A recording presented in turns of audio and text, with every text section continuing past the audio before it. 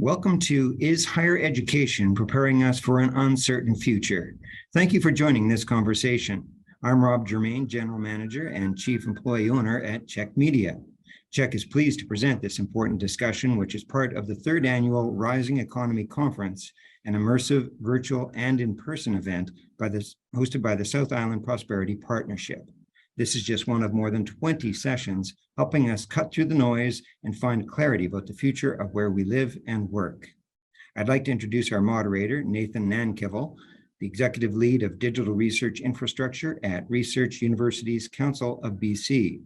Prior to that, Nathan spent more than 2 decades with the provincial and federal governments. This included roles in venture capital, innovation policy and strategy, Asia-Pacific policy, and environment. Nathan's current focus is on high-performance computing strategy and helping connect users with BC research expertise. Nathan, over to you. I'm honored to be engaging with you from the traditional territories of Algonquin and Wasanic people. So as a start, the post-secondary sector plays an enormously important role in BC. It's the primary source of talent creation to meet near-term and future labor market demand. It's the source of many of BC's top technology and innovation companies. The sector is also an economic engine in dozens of communities, creating significant direct and induced employment.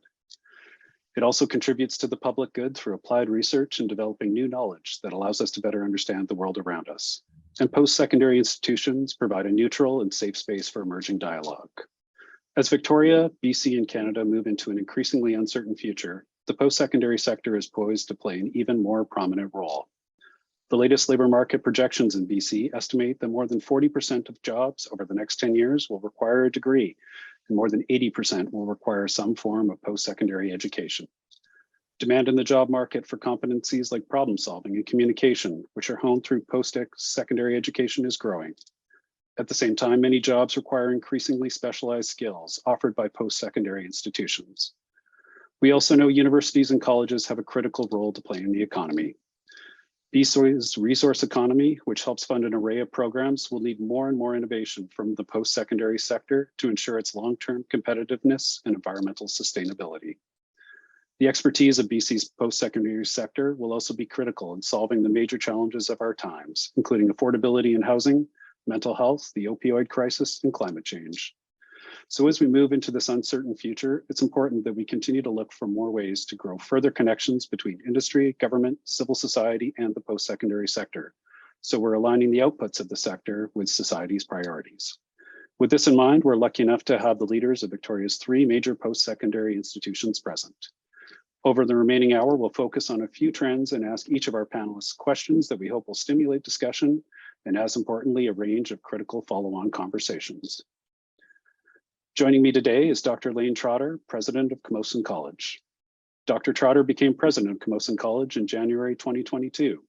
Previous to this, he was President and CEO at Langara College in Vancouver, where he oversaw the development of the college's 2 academic plans, 2 strategic plans, and a multi-year integrated priorities plan.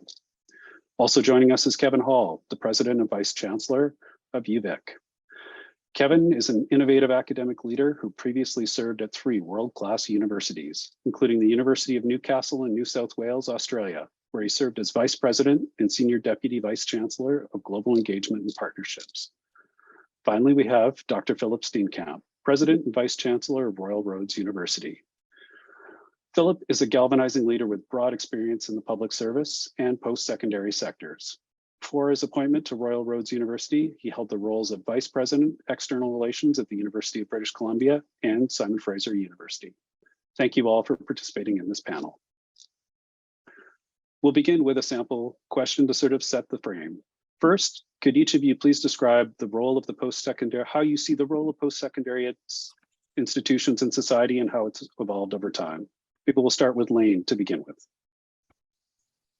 Thank you very much, and happy to be here to talk to SIP about the future. So first, post-secondary educations provide opportunities for people to pursue a better future, to make sure that we support the community through the development of the right type of education and training, to support the labor market, to support people's economic development in terms of their own goals and aspirations, and regional economic development. And I can say from Camosun's perspective, we're very lucky to work with two great universities who are committed to transfer and opening opportunities that blend this all together.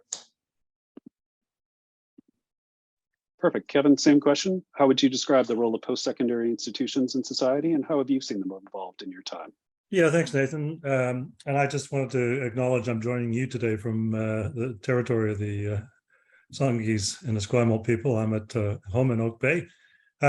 Look, I think, universities are about educating. That was their core mission years and years ago, about building the talent pool for the workforce, for the government. But I think, universities have evolved in the fact that they're not so self-centered anymore. They're much more community-minded. We need to be always having community at the top of our mind in the decisions we make, the programs we offer, the types of research we do, the way we interact with the community to solve social, environmental, economic problems.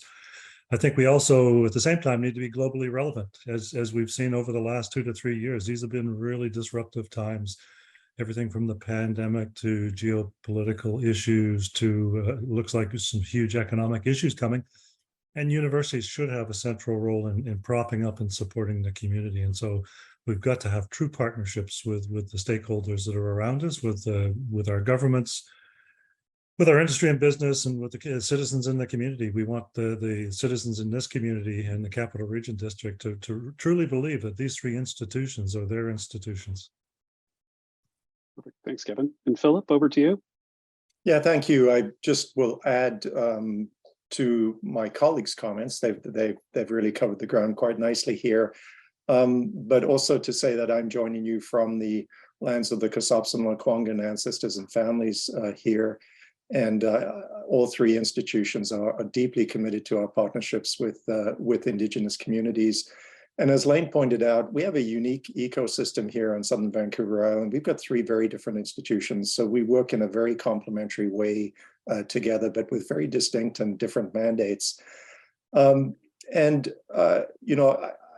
won't repeat what my colleagues have said, but maybe just focus on the rapid evolution we've seen recently in post-secondaries, which Kevin mentioned. The world is changing at such an incredible rate right now that post-secondary institutions really have to respond. We are, I think, much more nimble and responsive than we used to be. The typical thing is you would build a university up on a mountain, away from a city, create an ivory tower, sort of away from the distractions of real life. And as Kevin and Lane have pointed out, that is not the role of post-secondary institutions. It never should have been the role, but it's certainly not the role now. We are deeply embedded in community.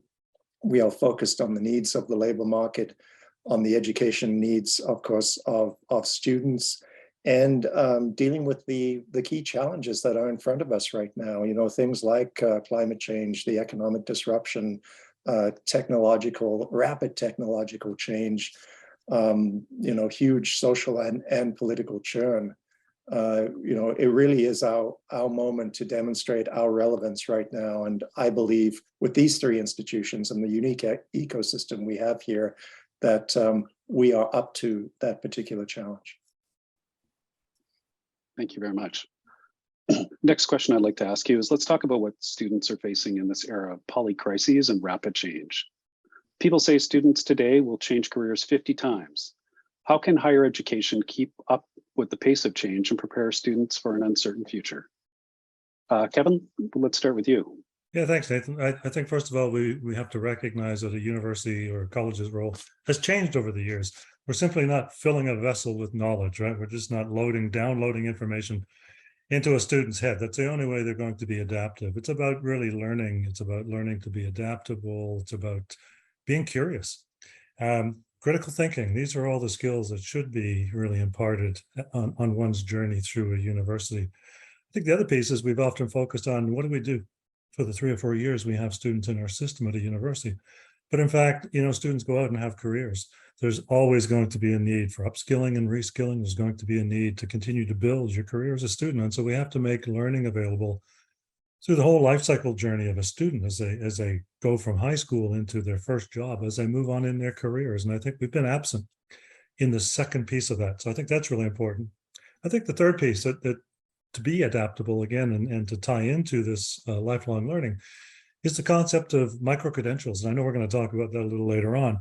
But what's the university or the college's role in the reskilling and upskilling that needs to happen in the workforce for job progression? But equally as important for employers, it's the retention piece that's important. And research has shown that retention of employees depends on how much time you spend and effort you spend on bringing your employees along on a journey with you. Perfect, thank you. And Lane, over to you. I think that what Kevin said is absolutely correct. The other item that we have is how we support communities. So, for example, all of us, and I know specifically Camosun, we work in areas of supporting Indigenous communities, first generation, new Canadians, landed immigrants. And in these roles, our job is to try and provide opportunities for people to get into a post-secondary education and to make sure that we're also delivering the skills into community. If we take a look at where Camosun is located at our two campuses on Lansdowne and Interurban, we're on the traditional territories of Algonquin and WSÁNEĆ peoples. And so we work with both communities. We have 1,400 Indigenous students. And again, it's how do we deliver programming that meets the needs of those communities? How do we make sure that we bring in first-gen learners, so first-generation learners, to give them that opportunity if they've never had the chance before, or their families, to pursue a post-secondary education, whether that's a certificate, a diploma, trades, apprenticeship, university transfer towards that degree. And all of those things are what we're doing by making sure we have transfer in place between our institutions. Articulation is one of the means we do that, but also developing joint programs. For example, with the University of Victoria, we offer a joint nursing program. With Royal Roads, we work very closely with our horticulture program. And so again, providing these practical opportunities for our learners to gain the skills to get out, get that first job. But again, through continuing studies and other means, making sure that they can come back. And again, I don't want to reiterate what Kevin just said, but micro-credentials are going to be an important part of that future as well. Perfect, thank you. So you both touched on micro-credentials. Maybe we should jump right into that question. So increasingly, we're seeing governments focus on micro-credentials. This is an important tool for broadening the skill sets of existing workers and enabling university graduates to add new areas of specialization. How do each of you see micro-credentials fitting into your institution's future planning?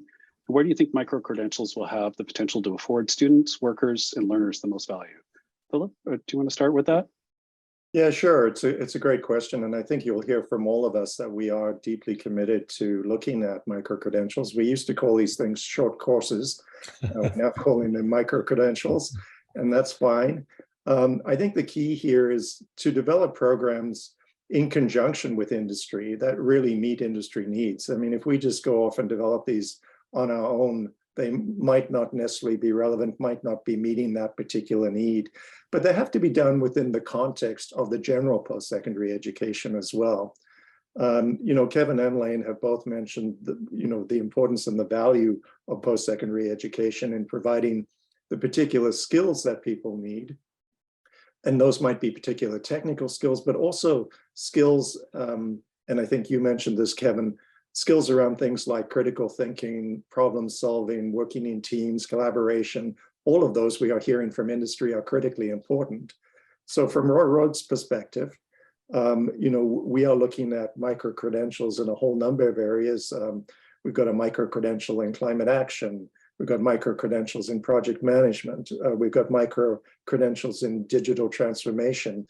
We have also worked as 3 institutions collectively and collaboratively on developing proposals for funding for micro-credentials. So we are doing this in concert, but working closely with industry and community groups to make sure that these are relevant. So I think they're a big part of the future, but they are only a part of the future as well. I don't see us, I see them as complementing our other offerings as well. I do think a little caution here too. I do think we need a framework on micro-credentials. We need a common understanding of what they are. And we need to make sure, as Lane has said, that that there's good articulation here and there's good kind of credit recognition. So people who get a micro-credential in one place will have that recognized in another, and it will ladder it to another credential over time. And I am a little concerned about sometimes some things we call micro-credential, which honestly should just be training that you get in the workplace. So we have to figure out, in concert with all the stakeholders out there, what our role is in this space. Thank you so much. And Lane, maybe over to you, and then Kevin, offer this to you as well before moving on. Well, building on that issue of micro-credentials, we have a number of them. Some are in the area of indigenization and trying to make sure that we're, again, responding to community needs. We have more planned, and these are courses that, and I like what was said, these are short courses that you link a number together, they get you a credential that gets you employed. And you can pick up and keep your credentials, if you will, your bucket of skills or your tool belt of skills being added to along the way. And if we plan this for the future, and I really like what Philip has said, we can start perhaps putting this into another framework where with enough of these, perhaps it can result in a certificate, a diploma, so that employers have a chance to see that these add together to make sure that they have an individual with the skill sets that will keep them employed or provide them, our students, with opportunities to seek new employment and more opportunities. And in the end, while we do all of these things for community, we exist for our students. And Kevin? I think for me, Nathan, if I think back 20 years, we were talking about big things called MOOCs, the massive online courses, which have become micro-credentials because the online providers have chunked them down into little components. And, Coursera's been around 20 years. It's hard to believe, but they've been around 20 years. The promise there was learning on any device in any location at any time. And in fact, I just recently took a UBC business course on Coursera for $199. And I got to do it at my own pace. And it's a cool way to learn. And I think, they've been around and they do have a big place. For me, it's about looking at different modalities. So for credit types of micro-credentials, I think which particularly the Ministry of Advanced Education here is interested in, are quite different and have much more rigor to them, perhaps, because you want to count them and stack them up, have these stackable small courses that add into one course. There's a huge future there for those. And I think, as Philip said, we need a framework around that. Why can't we get a framework? The EU has a framework for all 29 countries in the EU. It's a micro-credential framework. The government of New Zealand built a framework 3 years ago for micro-credentials. So it can be done. We just need to have the will as a sector and the will as a government. We're also at UVic really interested in the not-for-credit micro-credentials. And these are things that, again, can be used for lifelong learning. They can be used for business and industry. They can be used for our retired alumni who want to learn something. And so we're really trying to look at how we build these micro-credentials that are not for credit, but they're of some use to some organization. We're currently delivering a micro-credential for Canadian Border Security, which looks at artificial intelligence and cybersecurity, two of the biggest technologies that are invading the world of everybody that works at CBSA. And they were saying, what we just need is some of our employees to have a little working knowledge of artificial intelligence. And so I think universities have a huge role to play in upskilling and reskilling people that are already in existing businesses and industry and government departments. I think the other beauty about micro-credentials for me is, let's loosen up what we call a definition of a learning experience. It doesn't have to be in a lab. It doesn't have to be in a lecture hall. A learning experience out in the job or out somewhere in the world could count, towards a piece of a micro-credential that, again, you can stack to get your experience. I think it allows us to expand what we think of as education and the development of those critical thinking skills. Thank you. Those are great answers. I'd like to turn the corner a little bit and talk a little bit about something that's near and dear to most students' hearts. So we know that current labor market demand, rising inflation, and just generally increasing costs might encourage more students to shift to jobs earlier rather than pursuing longer postgraduate degrees. So while meeting the immediate labor market demand is critical for driving the economy forward, how do we also encourage that sort of longer term development of students for those very high-tech, high-skilled jobs that we're going to need in the intangible economy as we move forward? So maybe we could start with you, Lane, on this one, if that's okay. Absolutely. And again, that's a great question. And this is something I've seen throughout my career, is that balance between students getting hired for a job, and then when we go on to the downside of the economic curve, those same individuals being laid off because they didn't have the credential. And so that balancing act is, how do we give the learner, the student, the credentials to get the job on the one hand, and on the other hand, how do we make sure that they can have the credentials so that when we're on the downside of the economic curve, they keep the job? And that's because they have a more fulsome set of skills, training and education. And that's a balancing act that micro-credentials will help. Working with stackable credentials will help.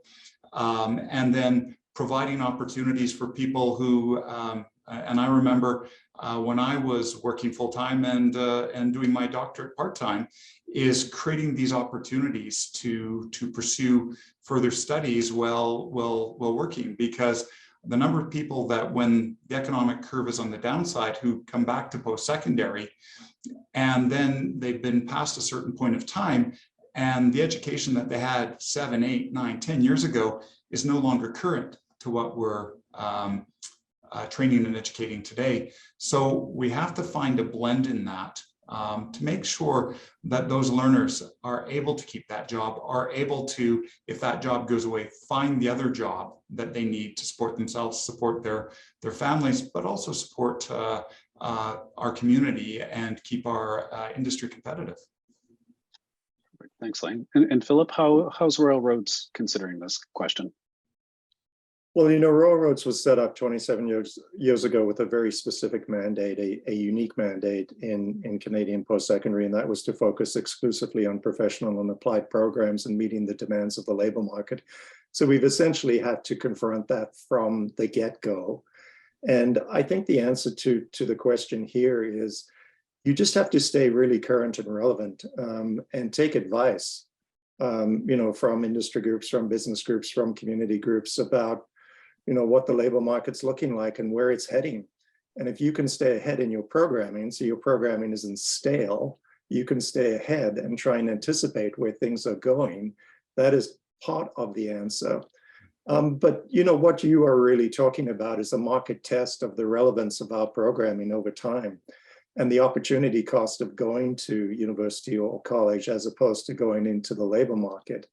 And we just have to, I think, make the case for the value of the education we offer. If we can't make the case, then people will vote with their feet.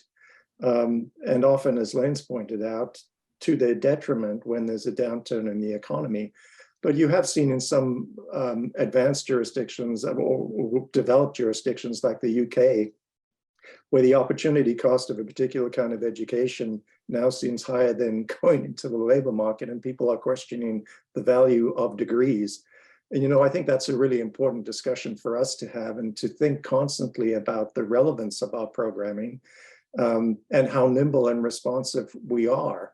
Again, I say that, you know, Royal Roads was set up in a very particular way, so we would be able to be very nimble and responsive and be able to meet the changing needs of the labor market very quickly, or respond to the changing needs of the labor market very quickly. But even so, there is, in institutions like ours, this bureaucracy and process which sometimes slows you down, and we just have to be, you know, very, I think, very attentive to that, and we have to work really, really closely with our partners out there in the business community, in industry, in the community sectors generally, to understand where things are heading. So it's an interesting question. I don't quite know the answer to it. One last little plug I would make too, because your question did mention graduate programs too, and that's the need for us in BC to fund graduate programs. We don't fund graduate students at nearly near the rate that some other jurisdictions do in Canada, and so the supports aren't necessarily there for some of these more advanced areas. And I'm sure this is something Kevin would like to touch on too. You took the words right out of my mouth. Yeah, Kevin, I was wondering if you could sort of comment on that incentivization piece a little bit. Yeah, well, let me sort of get to it in a circuitous way. And I just wanted to start off by saying I actually think Canadian higher education institutions are amongst the most conservative in the world. We should be embracing students that come in and out of our system, students that come in and out of the workforce, that change careers. This should be actually seen as a good thing to do. This gets back to this lifelong learning, right? Who says that degrees should be 3 or 4 years? Why not take 7 or 8 years and work in between? Who says that we should cater to high school leavers in this country? At UVic, we're 91% students that are out of high school within 3 years. Where I worked previously in Australia, 60% of the students at my university, which had 50,000 students, were mature students defined as being out of high school more than 3 years. Some of them hadn't even finished high school. They created pathway programs to bring people back into university at a time when they needed the knowledge to improve their career. So somebody was going from have a technical position to an engineering position. They create a pathway to come through and to have that happen. Who says we shouldn't count work experience? I think this is a big issue we have with our higher education system. If somebody's out there working in a specific role, using their knowledge to drive an outcome, how do we evaluate that and say that should actually count towards some of your degree? And I think really when we look at all of these, we need to say, let's challenge the convention and let's embrace the fact that people in society, particularly as we move forward in society, will have multiple jobs, will have opportunities to come in and out of school. And let's think beyond the conventional. Let's go to school when I get out of grade 12 and I'm going to be there for 4 years and graduate with my degree, and I'm going to do that forever and ever, because that's actually not the reality of the world today. So we need to have that adaptability. Thank you. So again, turning to a little bit of a different topic, I think during COVID, we saw, at least when I was in government, we saw increased interaction between government, the post-secondary sector, and in the industry in a way that was rapid, it was nimble, it was very innovative relative to what we'd seen. This is, I think, maybe a trend in many other countries where you see much more integration and formal linkages between the post-secondary sector, governments, industry, and civil society. And as a result, you see much more coordination on the labor market and innovation, and also sort of focusing the applied research side on the priorities. In BC, one could argue maybe we have a bit more to go on that front, but I was just wondering if each of you could sort of comment on do you see the role for universities and colleges in catalyzing these partnerships? How do you see these partnerships kind of working? And do you see any sort of really good examples that you think are worth highlighting for our audience today? So maybe I could start with you again, Kevin, if that's okay, and we'll work backwards. Yeah, sure. Thanks, Nathan. And it's a great question that puzzles many of us who have been in academia in Canada a long time. And I think universities are very willing partners in driving what might be called the knowledge-based economy. But I think it falls on deaf ears a lot of the times. I was a young academic in the 1980s when Canada came up with its new innovation program. It was going to embrace innovation, the transfer of technology from the universities into industry and business. 10 years later, there was a second innovation plan. 10 years later, another one, and finally we had one last year with the Liberals. And I think it's all too easy in a country like Canada to rely on digging stuff out of the ground and cutting down trees. This is the Canadian economy, right? As much as it was when I went to Australia, whereas you see other countries in the world embracing this knowledge-based economy, countries like Sweden, which are now 50% of their GDP is knowledge-based, while we're sitting back at 6.5% in Canada. And until we get that recognition, I think from government and industry that we're going to move in another direction, with our economy, then we're not going to have the uptake and the embracing of knowledge that gets developed at universities and colleges and other places that can continue to do research.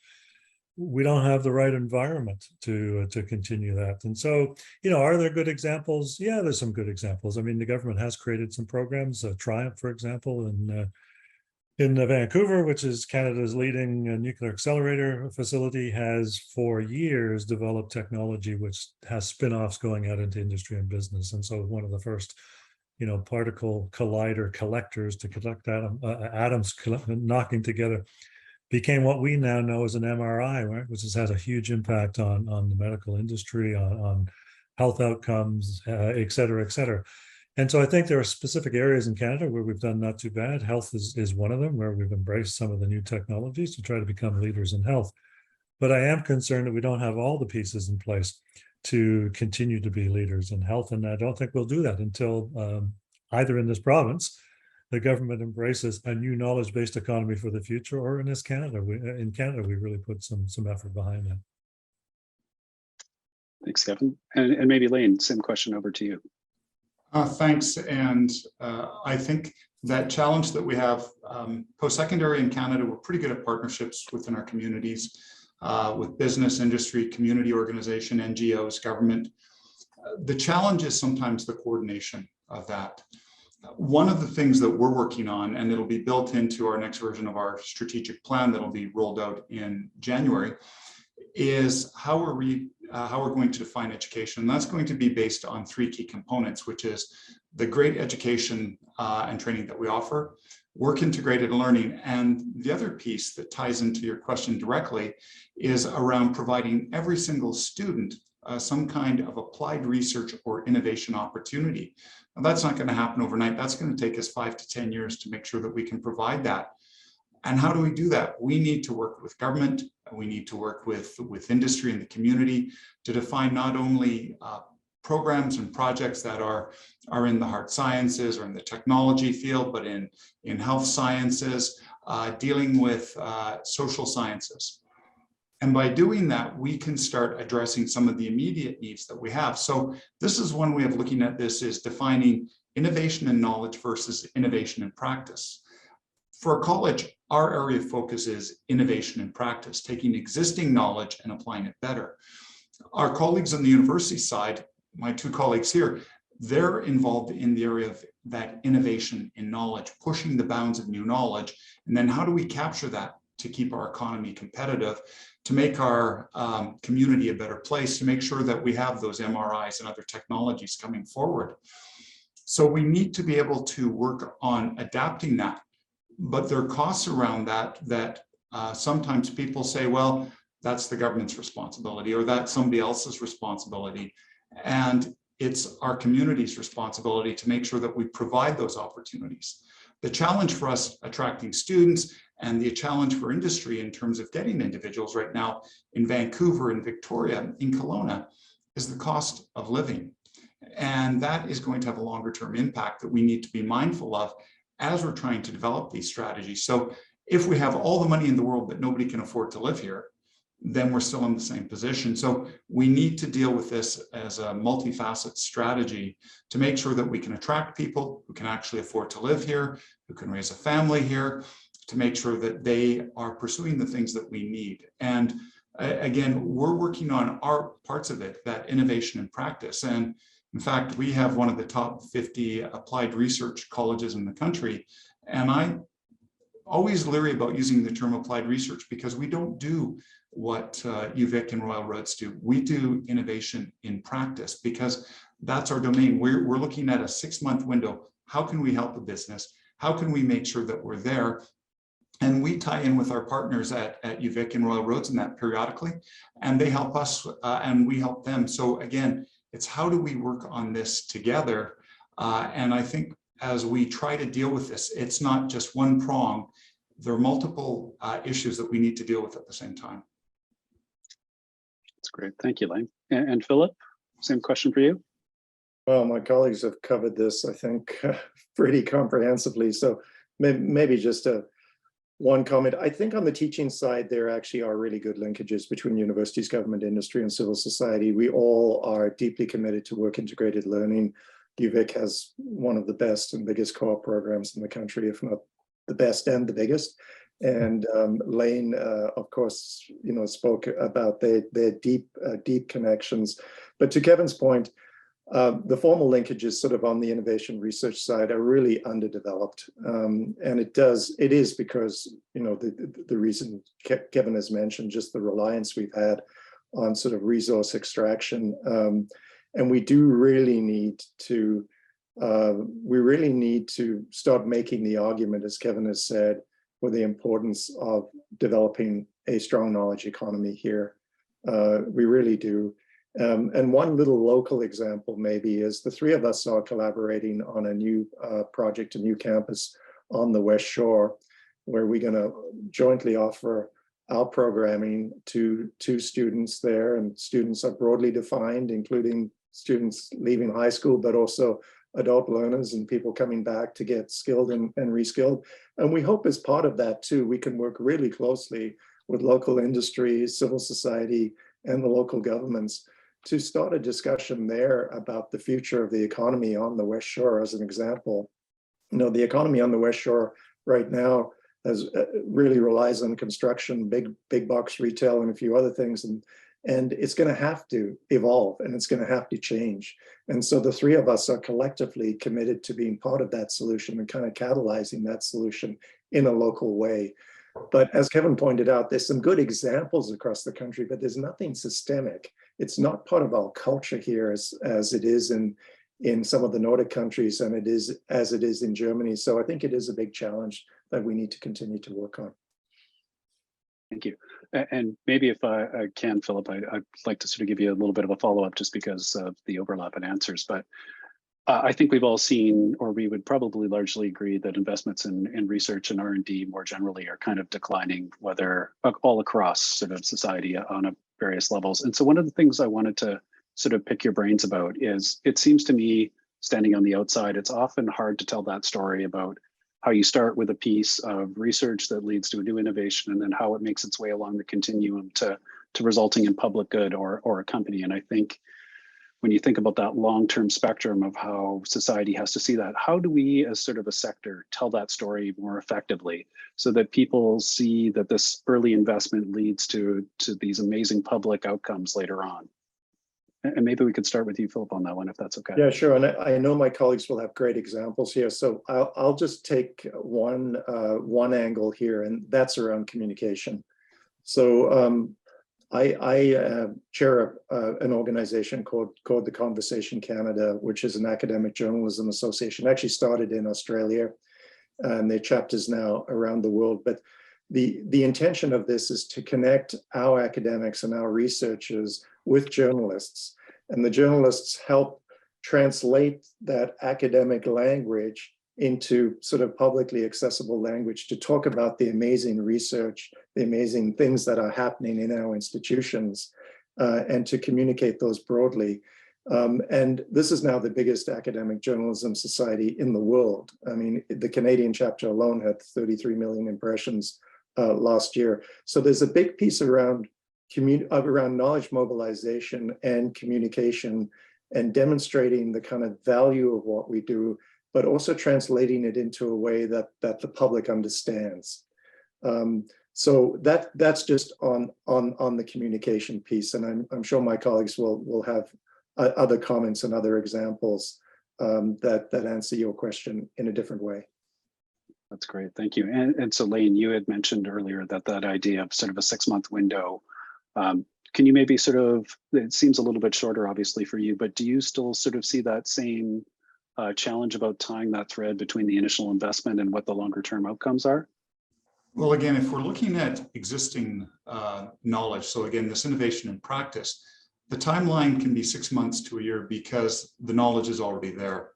It's then bringing an industry, and sometimes these are in areas of community practice as well, bringing them into Camosun Innovates, seeking support from federal government, provincial government, industry, NGOs in some cases, and then bringing in our faculty, our students, to help solve a problem that will help that company jumpstart to create a business that will employ people, to do a proof of concept about how can something be done, do small scale prototyping or production runs to show that something's possible, look at ways of improving existing ways of doing manufacture.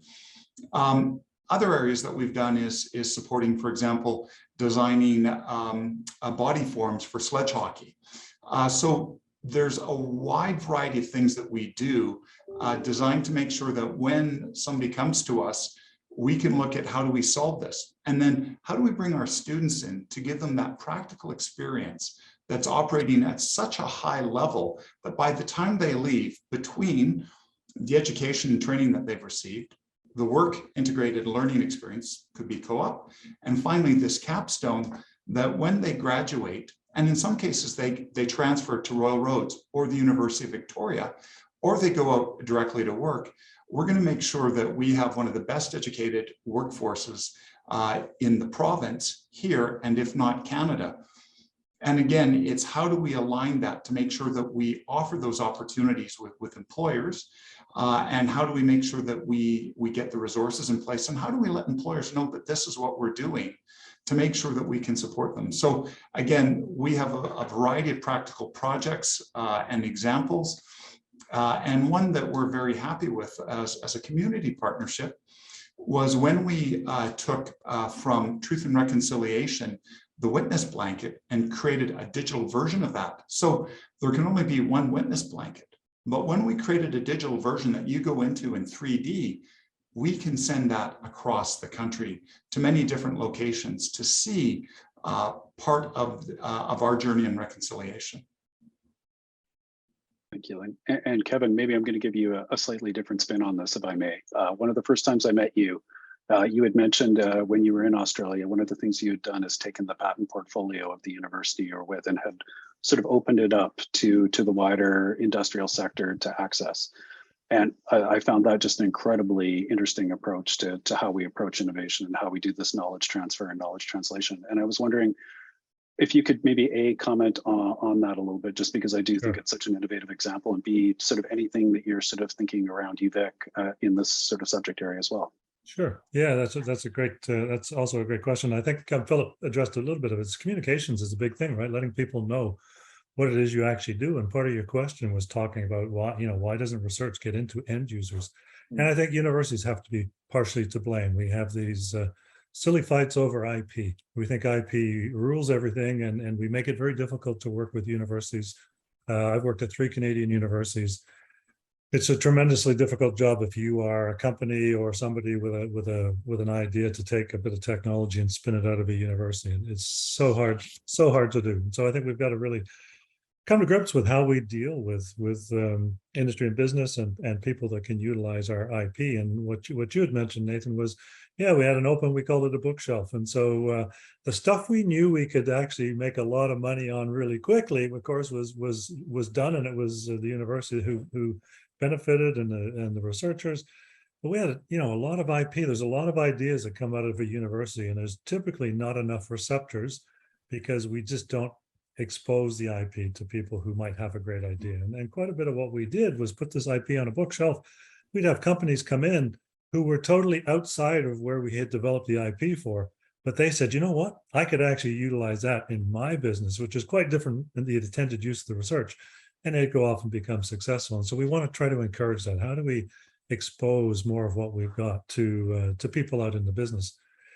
I think the other piece is the business itself. In Canada, and particularly BC, we don't have mature business development systems. And so, where are our venture capital markets? We've got one of the wealthiest populations in the capital region in this country per capita, but we don't have a venture capital fund. Where's our early markets? What's the role of government, for example, in saying to a new company, well, we can't get startup money. We don't want you to go to the US, but you've got this health technology where we're the Ministry of Health. We're the biggest purchaser of health technology, in BC. So why don't we have a government-based acquisition policy for utilizing new startup technology, whether it's in health or it's in energy or whatever it is, to give these companies a chance to get going? Because a lot of what we see at UVic is even the technology we're able to license or manage to a local company within a couple of years goes south to the US, where the company becomes hugely successful and forgets the roots that we've had here.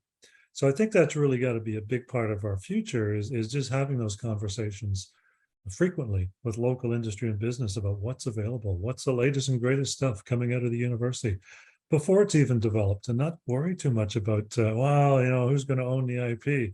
Because quite frankly, IP that isn't used is just absolute wasted R&D dollars. And there's so much of it in this country that sits on a shelf and never gets dealt with. And so the other piece we did in Newcastle was we had to say, we're not going to charge you on the IP, but we hope you're really successful. And if you are, and your company goes off and makes millions, remember us, come back and give us a donation. And guess what? That happens. It absolutely happens. And so I think we just need to be more flexible with the value we put on IP, but also, as Philip said, we've got to communicate what's going on behind these walls. And so let's create more porous boundaries between universities and industry, business, and the community, because a lot of the IP or a lot of the ideas that come out of a university are there to solve social problems as well, where there may not be that big high-tech billion-dollar, multi-billion-dollar unicorn, but boy, you can solve a lot of local problems if you use the ideas that people have at universities. That's great. Thank you all. This last question is a bit of a roll-up wrap up, and then I've got one last one after that I'm going to sneak in and surprise you all with. But what I wanted to sort of get a sense from you is how do you see higher education sort of genuinely strengthening community and not just contributing to global thought leadership, but how are you sort of seeing it play out in practice? And I was wondering if you'd be able to comment on that. And maybe Lane, we'll start with you if that's okay on this one. Sure. I'll just start off with, I grew up in a small town in northern British Columbia. And at 17, I went to a rather large university in Point Grey, had an unsuccessful year, and then started the next year an apprenticeship, and then the economy went south. And this ties to the earlier question. I lost that job and I realized I needed to get the right education and skills to be able to make sure that I was future-proofing my employability. And as we take a look at what colleges do, what universities do, we have the big pieces, but to your question on what we do on the specific, we're providing opportunities for people for a better life. And we do that through education. We do that through how that education improves the community and providing services and supports that are needed. For example, the nurses that we need, the doctors that we need, the engineers that we need, the engineering technologists and technicians that we need, the apprentices that we need to make sure that we have a better future. And it might be a bit trite to say it, but if we didn't have electricians or plumbers, we're not going to have a very good place to live because our residences aren't going to be that great. So again, all of these things contribute to making sure we have the type of community that we want, the type of infrastructure that we need. And we all play a role in that. And again, for colleges, it's that first link in many cases, to post-secondary education. And if you're doing apprenticeship, getting your interprovincial red seal. If you're doing a 1 year or 2 year certificate, gaining the skills to get into employment, and then in many cases coming back and upskilling and reskilling to continue that. And again, that link that we have together and the West Shore Initiative that Philip mentioned are ways that we will support our community very directly with new opportunities as we work together. And yes, there's a little bit of competition between us, but not really, because we are very different, and I like to think complementary in what we do.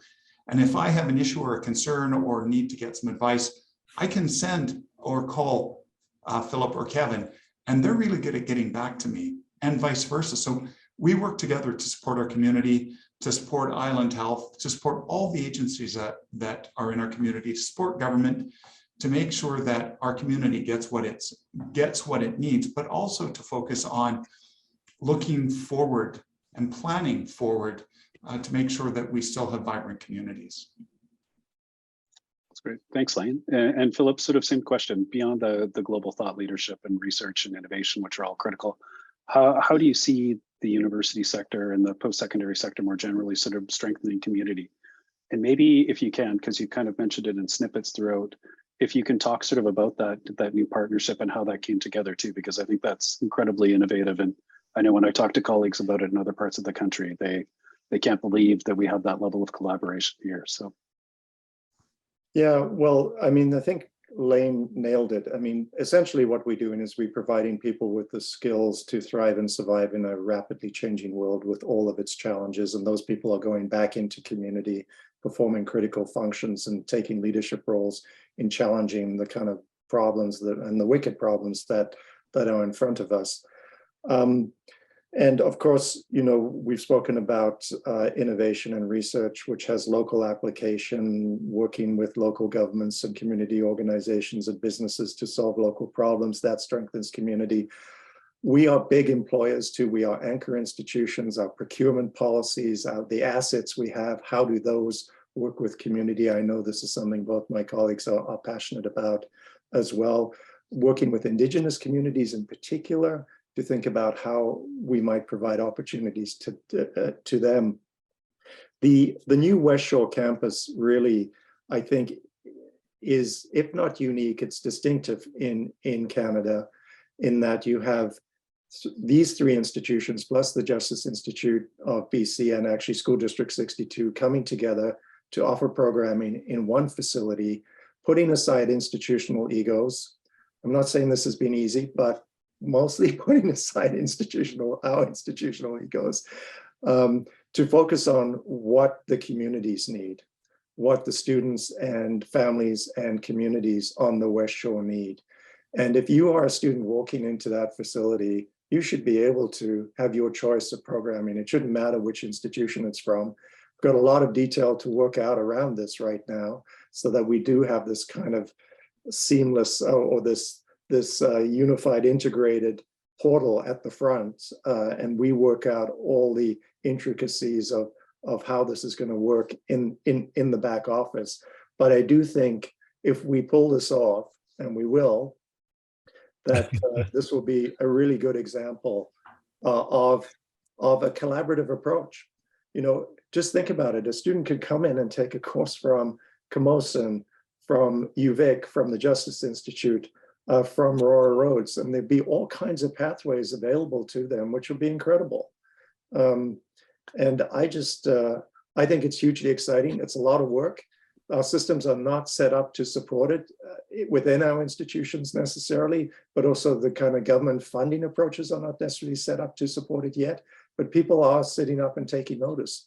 And I think over time, you know, just by driving this particular initiative, we will be able to change processes within our institutions and within government as well to support a truly collaborative approach. And again, it speaks to the strength of the ecosystem we have here. And the fact that we are very different kinds of institutions has probably made it possible. But I honestly think it's the future of post-secondary education in this country. That's great. And Kevin, anything do you want to add to this at all? Yeah, I won't repeat what everybody else has said, but I come back to what I said when I first started off, when you asked the first question, how are universities changing? And I think that we're changing in that we want to be institutions for and of the region that we're in. And so we can all aspire to be globally engaged, and we should be. But as Philip said, we need to tackle local issues and be locally relevant. And I think, you know, we're all working towards that, and the West Shore is a great example. The other piece for me is, you know, what's our role in outreach? Participation rates in certain parts of the island and certain populations are much lower than they are across this country. So what's our role as higher education institutions in getting out into the K-12 system to interact with students very early on about the importance of higher education and what higher education is? Because quite frankly, by the time they're in grade 10 or 11, if we haven't captured their interest in higher education, it's not going to happen. What's our role in creating pathway programs for mature students to get back into our system? Let's say you went to high school and you hated high school, you hated your teachers, you weren't engaged, you went off and worked. Well, how do we get you back in to give you an opportunity for higher education? Because let's face it, Canada hasn't changed in 30 years of census. 51% of Canadians have higher education, 32% at university, 29% at colleges. That has not changed. Why hasn't that changed? What about the other 50% of the people that don't get the opportunity to go to university? They're all smart people out there. So what's our role in sort of catalyzing that community and educating the community? And I guess the last piece for me is, you know, we're a city of 26,000 students at the UVic this year. Why don't our students also interact more with the community in the city? So what can we do to encourage students to volunteer in local organizations as part of their credits for university? How can we get students more engaged in their community that they're going to stay later on? You know, we've got 60% of our students from outside the lower island. So, you know, how can we encourage students to get more engaged as well? Because there's a huge potential, if you like, workforce, to work with volunteer organizations to really change the shape of the region that we're in. And so I think it's our role as leaders at these institutions to try to create these mechanisms to get our students engaged. Thank you. So I think we're coming close to time, but I wanted to thank you all, obviously, for your time and for brilliant insights all across the board. I think we've heard, obviously, that there's a ton of capability. There's a ton of economic contributions. There's a huge amounts of research and innovation that come out of our post-secondary sector. The last question I kind of wanted to leave you with is an incredibly practical one. Often, I think, you know, in my government life, we would hear from very small companies or stakeholder groups or even Indigenous communities. How do we best interact with universities, not just on a singular researcher type partnership, but how do we sort of engage and muster that full capability of the universities? And I was just wondering if you have any advice for a group that's looking to connect and partner.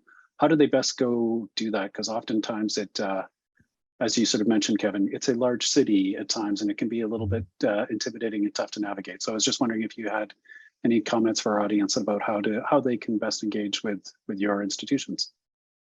And maybe we'll start with you, Kevin. Yeah, thanks. And universities are indeed these huge mazes. To somebody from outside the system, it is a confusing place to be. So first of all, we've got to up our game and make a front door, if you like, to an institution, both on a virtual basis, on a website, and also a physical front door. And so I think that's something we're absolutely working on at UVic. We're trying to actually implant some of the pieces of the university throughout the city. So we've created an innovation network that now consists of 4 innovation hubs across the region. And those innovation hubs are not for our students and faculty and staff. They can use them. They're actually for the community. We encourage the community to come into these hubs to learn about the university, to learn about innovation, to learn about lean startup methodology, if you like. If you want to start a business, here's kind of some of the skills that might help you. If you want to connect to the business school for some coaching, here's some of the hubs. And so we're trying to create sort of a two-way of doing it. We want to not have people to have to come to the university. We have this ring road around campus, I'm sure you know. Some people call it the moat. Nothing comes in, nothing goes out. So we're trying to fill in the moat. We're trying to make our campus more accessible, but I do think we've got to be out there as well. So we've got to interact with the public. And I think once we start doing that, and again, West Shore is a great example of that, I think it'll be easier for people to find their way around the university. And we need to demystify the fact that we're not, this magical thing on this crazy campus that doesn't like to talk to people. We just need to find our own language to converse with people in the community. Thanks. And thanks again, Kevin, for your time. And Lane, question for you. How would that work in the Camosun context? Well, I think we always want to hear from the community. And I agree with what Kevin says. We could do it better. It would be great. I'd like to be able to say we have a one-stop location to come into the college, but this is one of the things that we're working to improve as well. So right now we have a number of ways into the college. And I would say that if it's in the innovation round, Camosun Innovates. If you're not sure, then contact my office and we can help you negotiate the academic world, if you will, to get you to the right spot. And hopefully we can work with you and do something with you. And if not, then perhaps it might be more apropos if it was a Royal Roads or UVic. And again, this is not an issue of territoriality. It's what's in the best interest of the community. And Phillips, the Royal Roads perspective? Yeah, well, Kevin mentioned having a ring road and a moat around him. I'm actually behind a wall and a castle, so this is even more challenging, right? I would say our West Shore campus is an example of us going into community. We call it venturing out. We've got a goal in our new strategic plan called Invite In, Venture Out, which speaks exactly to your point. And this is a case of us, 3 of us coming together right downtown. This is right downtown Langford. And, we will build a facility where I hope people will feel comfortable and welcome walking in with whatever interest or question they have. So that's an example of something we can purpose build. We've all inherited our current structures and our current locations. And like my colleagues, I mean, we do attempt to provide a kind of portal in, but it is tough to navigate. I had a great story from an alum the other day. We had an alumni event in Toronto, and she told me, I was on your campus a few months ago and I was looking around because I wanted to give a donation and I couldn't find anybody to give a donation to. So I was like, oh, that is a problem, right? If you're wandering around with a check, nobody will take it. So to Lane's point, people want to contact us and can't find a way in, call the president's office. We have on our website, we have a contact form. You can put your request in there and send it in, and we'll try and direct you as best we can. But as Kevin and Lena both said, we've got more work to do on this front for sure. Well, again, thank you all, and very, very appreciated for you taking time out of your day and going through these questions. And again, I'd like to thank you and hand it over back to SIP to close this session. Thanks again. Thank you, Nathan, and all the presidents for your time today and your community leadership. Thank you, Rob and Czech, for sponsoring this important conversation.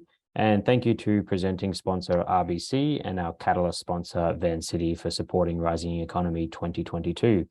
We encourage you to head back to the Hoover platform to continue the conversation. Up next at 11:30 a.m. is the Pacific Swell, the rise of BC's blue economy. Thank you for joining us for this great session, part of Rising Economy Week 2022.